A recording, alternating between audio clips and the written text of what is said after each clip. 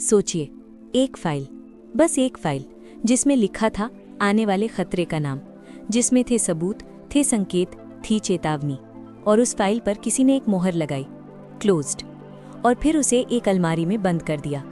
उस फाइल के बंद होने के कुछ महीने बाद हिमालय की उन बर्फीली चोटियों पर, जहां सांस लेना भी मुश्किल होता है, सैकड़ों भारतीय जवान एक ऐसे दुश्मन से लड़ रहे थे जिसके वहां होने की उन्हें कोई उम्मीद नहीं थी। ये कहानी उस फाइल की है, उस चेतावनी की है, और उस फैसले की है जिसने 1999 की गर्मियों को भारत के इतिहास का सबसे दर्दनाक अध्याय बना दिया। 1998 का आखिरी महीना था।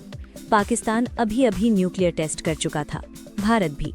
दोनों देशों के बीच एक अजीब सी तनावपूर्ण शांति थी। ऊपर से दिख रहा था कि शायद दोनों देश बात करना चाहते हैं। फरवरी 1999 में लाहौर डिक्लेरेशन हुई, बसें चली, हाथ मिले, तस्वीरें खिंची। लेकिन जो कैमरे नहीं देख सकते थे वो था पाकिस्तानी सेना का एक गुप्त प्लान, एक ऑपरेशन जो महीनों से तैयार हो रहा था, जिसकी नींव रखी गई थी 1998 की शुरुआत में ही। जनरल परवेज मुशर्रफ और उनके कुछ करीबी अफसरों ने मिलकर एक ऐसी चाल सोची थी जो लाइन ऑफ कंट्रोल को बदल दे, बिना फुल स्केल वॉर के। और इस चाल की आहट भारत की इंटेलिजेंस ब्यूरो तक पहुंची थी।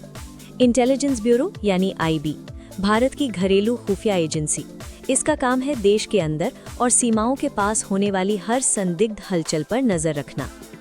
1998 के अंत में आईबी के कुछ फील्ड ऑफिसर्स ने रिपोर्ट भेजी थी। उन रिपोर्टों में लिखा था कि लाइन ऑफ कंट्रोल के पार पाकिस्तान की तरफ कुछ असामान्य गतिविधि हो रही है। सैनिकों की आवाजाही, हथियारों का जमाव, ऊंचाई वाले इलाकों में नई हलचल।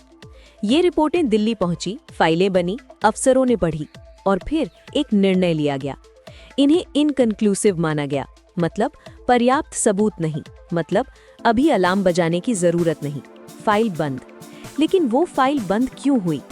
1999 की शुरुआत में राजनीतिक माहौल ऐसा था कि पाकिस्तान के साथ शांति प्रक्रिया चल रही थी, लाहौर समिट की तैयारियां हो रही थी। ऐसे में अगर इंटेलिजेंस एजेंसियों ने खतरे की घंटी बजाई होती तो कूटनीतिक प्रक्रिया रुक जाती।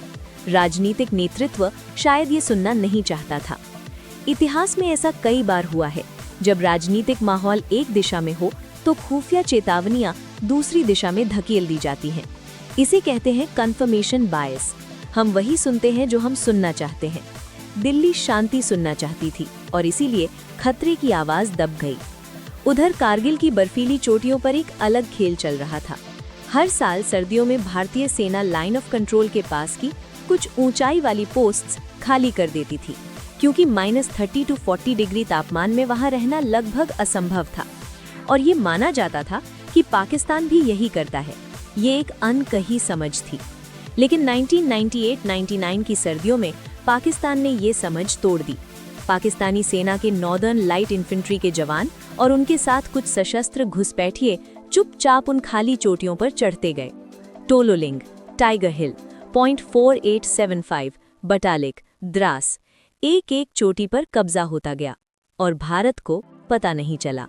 मई 1999, एक चरवाहे ताशी नामग्याल ने बटालिक सेक्टर में कुछ अजनबी लोगों को देखा। उसने भारतीय सेना को सूचना दी। सेना ने एक पेट्रोल भेजी। वो पेट्रोल वापस नहीं लौटी।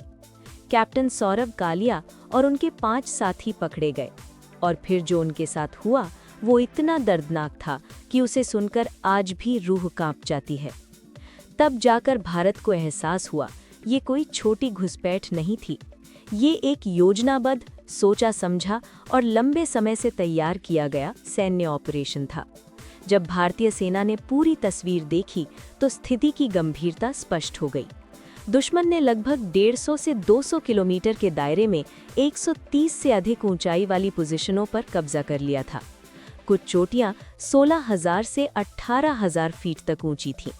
नीचे लेह श्रीनगर हाईवे दुश्मन की सीधी फायरिंग रेंज में था। अगर ये मार्ग बंद हो जाता तो लद्दाख का भारत से जमीनी संपर्क टूट सकता था। अब शुरू हुआ ऑपरेशन विजय। भारतीय सेना ने हर हाल में उन चोटियों को वापस लेने का निर्णय लिया, लेकिन ऊपर दुश्मन था, मजबूत बंकरों में तैयार। नीचे से भारतीय जवानों को चढ़ाई करनी थी, खुली ढलानों पर, सीधी फायरिंग के बीच। हर मीटर के लिए लड़ाई, हर कदम पर गोलियां। Lieutenant Manoj Kumar Pandey, captain Vikram Batra, grenadier Yogendra Singh Yadav, rifleman Sanjay Kumar, ये नाम आज शौर्य के प्रतीक हैं। विक्रम बत्रा, जिन्होंने ये दिल मांगे मोर कहकर .4875 पर तिरंगा फहराया, अपने साथी को बचाते हुए शहीद हो गए। उनकी उम्र मात्र 24 वर्ष थी। योगेंद्र सिंह यादव, टाइगर हिल पर चढ़ते समय गोलियां लगने के बावजूद आगे बढ़ते रहे। उन्होंने दुश्मन के कई सैनिकों को निष्क्रिय किया। उन्हें परमवीर चक्र से सम्मानित किया गया। ये साधारण इंसान थे, लेकिन उनका साहस असाधारण था। 26 जुलाई 1999 भारत ने कारगिल युद्ध में विजय की घोषणा की। करीब 527 भारतीय जवान शहीद हुए, 1300 से अधिक घायल हुए।